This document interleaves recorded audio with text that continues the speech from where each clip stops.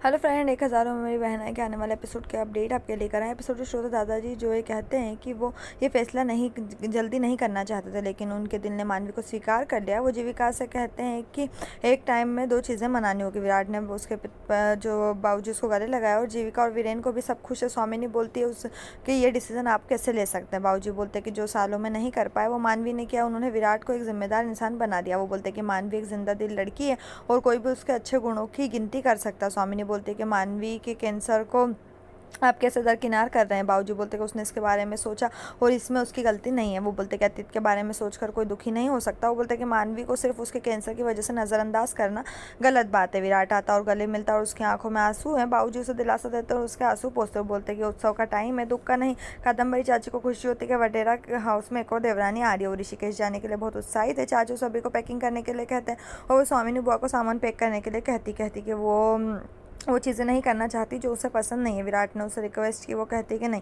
चाचू ने बाबूजी से उसे बताने के लिए कहा। बाबूजी बोलते कि उसने फैसला कर लिया है, जो लोग इसके साथ नहीं है वो रुक सकते और जो चाहे कर सकते। वीरेन स्वामिनी बुआ के पास जाता है और उसे समझाने की कोशिश करता है लेकिन वो अपने फैसले पर अड़ी हुई और वो कहती कि अभी वो कोई बात नहीं करना चाहती हो। तो वीरेन कहता ठीक है, अगर वो नहीं जाएगी तो वो भी नहीं जाएगा। स्वामिनी बोलती कि वो हमेशा विराट मानवी के संग के लिए तरस रहा था और अब ऐसा बोला। वीरेन बोलता है कि वो जब एक भाई के रूप में और अब भाई के रूप में विराट का साथ दे रहा था, लेकिन अब एक बेटे के रूप में उसकी जिम्मेदारी है। स्वामिनी बोलती कि इस फैसले का समर्थन कैसे कर सकते।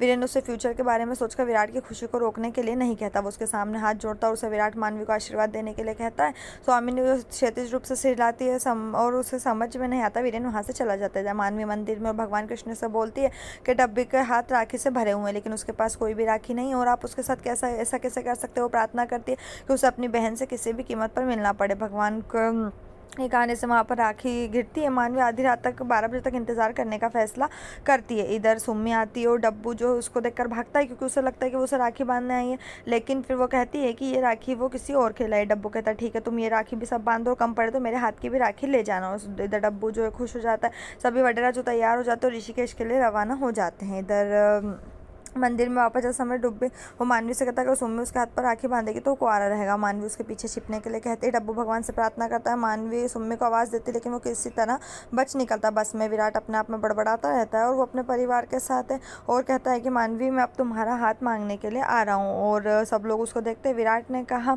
कि मानवी दादाजी को मोगेम्बो कहती है। वो दादाजी को देखता है, वो जिनके बहुत करीब उनसे सॉरी कहता है, लेकिन दादाजी जो है हंसते हैं।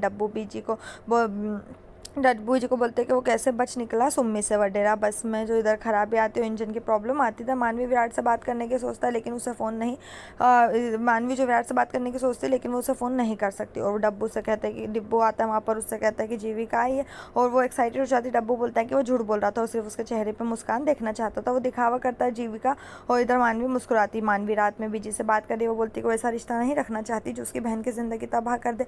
वो बोलती है उसकी बहन हमेशा के लिए उससे सबसे पहले होती। डब्बू दौड़ता हुआ आता और बोलते कि जीविका आई है। मानवी को भरोसा नहीं होता। वो उसे अपने बहन के बारे में मजाक नहीं करने के लिए कहती वो इसे सहन नहीं कर पाएगी। जीविका बोलती है कि वो भी नहीं कर सकती। यहीं पर एपिसोड खत्म। आने वाले एपिसोड के लिए हमारे साथ जुड़े रहें, चैनल को सब्सक्राइब करें, साथ में बेल भी प्रेस करें।